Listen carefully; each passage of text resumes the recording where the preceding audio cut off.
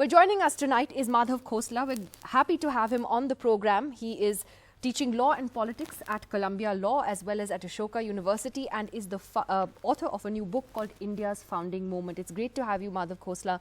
Your recent piece in Time magazine is what caught our attention because it talks about what's happening currently in India. And you said that the attack in JNU underscores two crucial changes that are taking place in India, the world's largest democracy.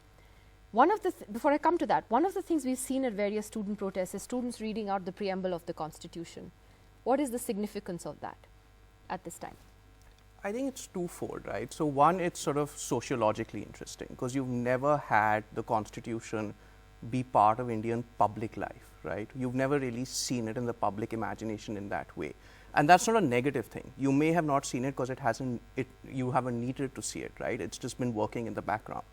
And I think the second is that there's a sense that, look, something is going on that's dramatic and that isn't just business as usual, right? There's something central and core and at the essence of India, and the Constitution sort of embodies that in some way. So I think that it sort of captures two things, right? One, that this isn't business as usual, and the second, that the changes are actually quite profound. What do you see, though, as a sort of a common thread in these protests that have been going on for several weeks now? Because to me, it doesn't seem to be confined to one particular issue anymore. And there seems to be something larger that is emerging from this. Do you think that that's what's happening? I mean, I think so, right? I think there's a lot of evidence that suggests that the scale is extraordinary, that the issues are varied, and also it's not coordinated, right? A huge amount of it is actually spontaneous.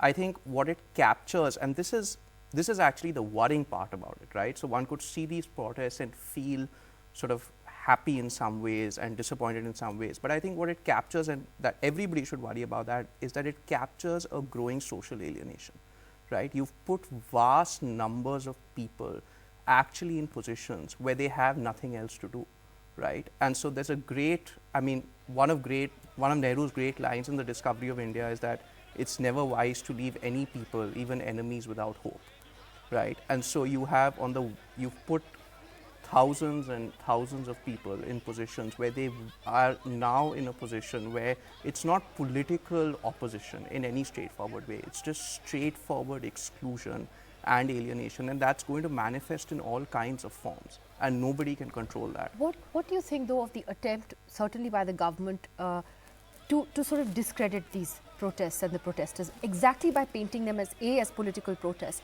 and also using arms of the media, for example, to sort of highlight, say, one poster in a protest of like thousands of people, which said Free Kashmir, for example, in Mumbai, which ended up meaning something completely different and not secessionism. But there is an attempt to discredit, right? And the government is powerful enough to use sections of the media who are their propagandists to carry out a certain message. How do you see that attempt, and do you think it's working? I mean, I think the analytic variable is time, right? So the question is, how long will it work for, right? So of course the state is going to do that, right? You have any situation where there's a revolution and you'll have a counter revolution. So either you oppose and then the state doesn't do anything, or either you don't oppose and the state doesn't do anything, or you oppose and the state comes back even stronger, right? And so I don't think it's unexpected, but the question is that, I mean, the real question on the protest side is, where does this lead up, right? So does it fracture into all kinds of mini protests, or does it actually coalesce into some kind of political story? And I think on that, it's weak, actually. On that, we should all be concerned, because there is actually not a single coherent leadership or narrative on the other side, right? And unless it can come together in that way, I think that that's the state's biggest strength. I don't think the state's biggest strength is actually the media or arms of repression or any kinds of laws. It's the lack of coherence on the other side. Yeah, it's the fact that one side is coordinated and the other side is spontaneous, right? And that spontaneity is wonderful in certain ways, but you need something both from above and from the bottom. One of the other things you also wrote in your piece was extra constitutional violence in India and the dangers of that.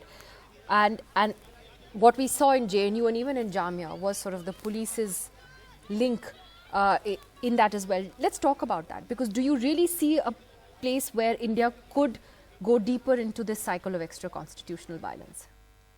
I mean, I think it could for the simple reason, Nidhi, that a lot of countries have, right? I mean, I think one of the remarkable features of any political form of being is that it's fragile, right? And the colonial state was fragile and the democratic state is fragile, right? So it could certainly go into that. And I think it's a mistake on behalf of whatever side you're on this. I think it's a mistake for anybody to think that if that happens, they can control it. Right? I mean, I think the interesting thing about countries that self-destruct is that there's anarchy in every single corner. And if that happens, you're actually going to end up in a situation that, in fact, doesn't work whatever side you're on.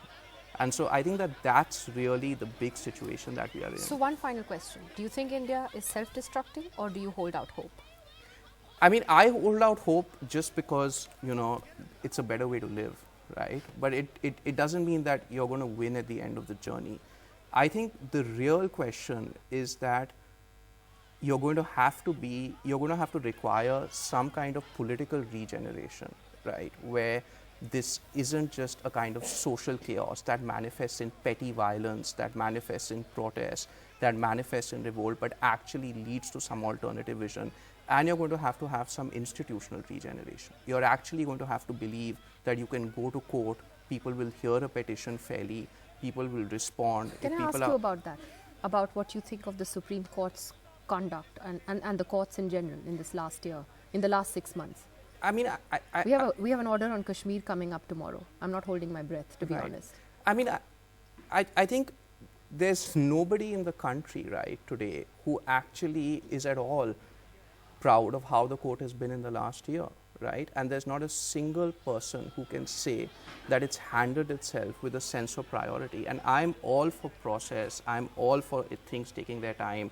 I'm all for every single case being decided where laws are presumed to be constitutional. But where civil liberties were at stake. Completely, right? And so you've had cases where habeas corpus petitions haven't been issued, and let's not make a mistake about Nidhi. The last 2 years have been the worst for the Supreme Court in decades, but the institutional destruction has also been longer, right? And so I think the best thing that one can hope for at this moment is that it becomes so bad that it basically becomes better, right? That we are all going to take every single kind of basically Supreme Court, so, you know, I'll give you an example, right? When we had 377, the review petition, 377 was a great judgment, right? But the review petition seemed to fly in the face of a lot of jurisdictional norms. None of us said anything then because we liked it, right?